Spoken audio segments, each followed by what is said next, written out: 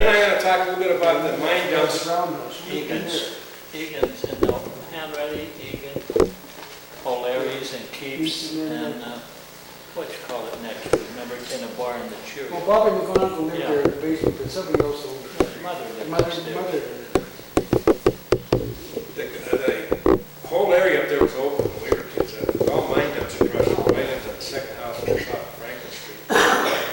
And actually, that creek ran down there all year. Remember, it came right down along, and I can remember standing on top of the mine dump across from my house and watching guys pan gold there all the time. 2, 3 guys pan gold. I don't know where that water ran when it got down to Caledonia. It must have gone underneath. You remember It's when a drainage ditch, yeah, went all the way down to the baseball field is now, remember, with the big house? Yeah. And they get about 5 feet of water in it, we'd swim in it. Now Yeah, yeah, they got yeah. in the hospital for Yeah. Yeah, we But had they pan gold in that creek for years. And then we had our own, remember, we had our football little stadium there. In fact, Jackie McLaughlin one time, this is a true story, he was a real little kid then, and he was digging in the side of the hill, and I'm not going to mention the name, but we had one of the big football players from high school stood up on top of the hill, and he said, nobody's got guts enough to tackle me. We were down playing, and nobody would attack him, and he came roaring down the hill, and Jack stuck his hand up as he went by, and my God, I missed that guy was there. He never came down the hill again, though. You know who did the same thing to us was the year before that was John Driscoll. He was coaching us, and he ran through us. He said, "Come on, you guys got the guts, you tackle me." First one we tackled him. And then we put in we had a vault pits there. We get the sawdust out of the Anselmo mine and give you all the sawdust you wanted out of that in there. And we put in a golf course. Remember the golf course? We started from Missoula Gulch. Now we had about a 12-hole course. We're all the way down to where the Northwest Little League is now. We can weed back and forth. And I can remember we had about 8 clubs. Skull, bar, or whatever. And you could buy them at Phil Judd's end for about 10 cents or 15 cents. We had one bag and everybody used the same. And if somebody broke the course record, it was a stampede by 50 guys to beat till somebody else beat it. No.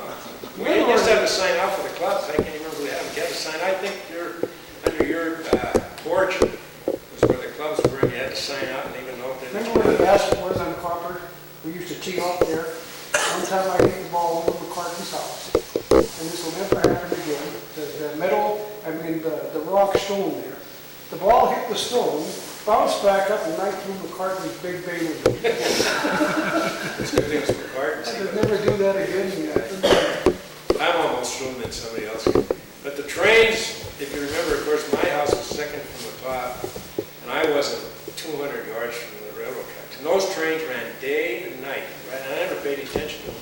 The Anselmo was going, those cages were going up and down all night. One summer, I guess I was about 10 or 11, my mother's sister and her family came out from New York. And they, the first night, my uncle was across, I said, "How the Christ, you people sleep in here?" You know, you got used to it after a while. He finally had to get on the motel where the kids and Aunt stayed, but he quit 2 nights and he decided, how in God's name you ever sleep up there? And remember the rocks you could find coming off those ore cars? Man, I had boxes of them in the old shed. I don't know whatever happened to them. Blue ones and green ones, they were beautiful coming out of the mine. There were guys up on top of the Gallup. And somebody would be, "Hey, send that son of a biscuit thing up here." Well, you learned a lot of languages doing that. Yeah, but it wasn't as bad as you hear now. They were all scared of your dog. Huh? We were all scared of your dog, that chow. Oh, yeah. Monty. Monty, yeah. Okay, I'm almost through that. I want to tell one more. We talked about Chow here. Chow coached the Lincoln. Hi, John. I went to the IC, but he was coaching Joe Robertson, those guys, 2 guys down there. And, you know, when Chow was at the high school, Sweet Dahlberg said this one time. He's the only guy he ever coached to do what everybody in the team was supposed to, what they were supposed to do in every play. But Chow was, sometimes you wondered, the story was that before a game he'd stuff his mouth with garlic and chew on it. And the first 3 or 4 plays he'd read on the guy across from him and mobilize the guy. Well, he never got over the garlic because he'd be up at the hub coach and geez, you could smell Chow. And George Crumby lived in the corner house there. He was a great guy, but he couldn't see from here to you. Remember G.D.? And one night, you guys were practicing there, and I was standing watching, and G.D. came out of the house. They were good friends with G.D. and Chow. Chow started yelling at him, "Gee, you can't see me. Gee, how many fingers have I got up? You can't see me." He said, "I can't see you, Chow, but I can sure as hell smell you." That was the end of that argument.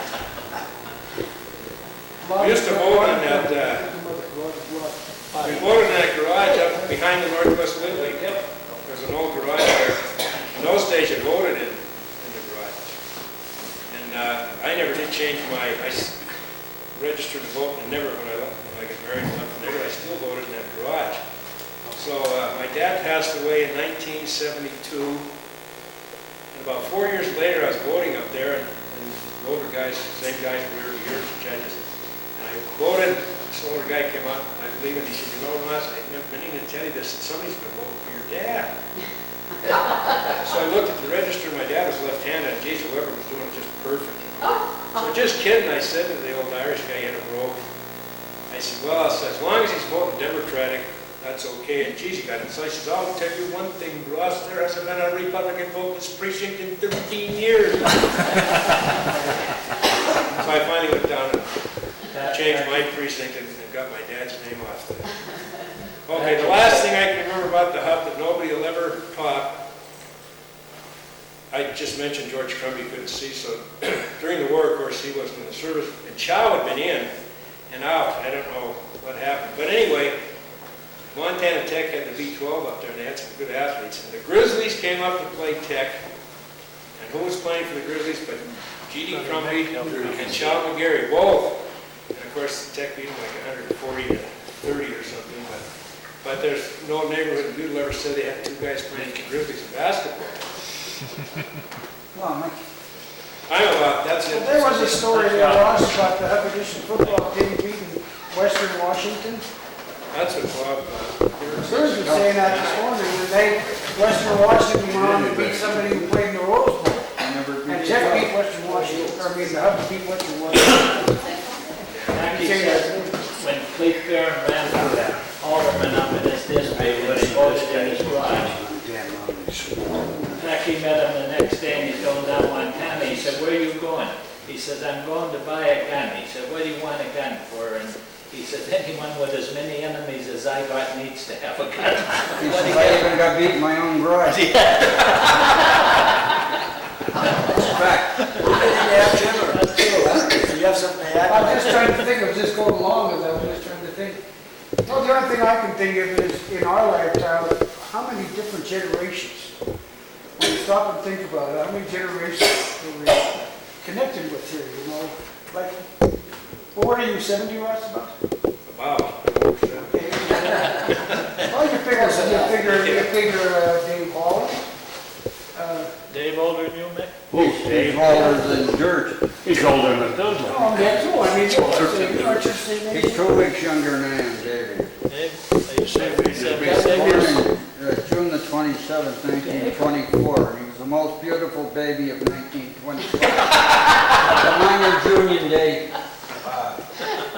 party out at the gardens, he was killed. Now that's only telling you the judges were blind in those. They were really, he was supposed to be here today. But it seemed to me we had this carryover, and there was always seemed to be a group of people that came in when somebody else left. There was another group that kind of took over the neighborhood, so to speak. Because I don't ever remember leaving that neighborhood. Well, you can't explain your grandkids what you would like to work in. That's the greatest place you've ever been raised in. That's awesome. You can't explain that to somebody.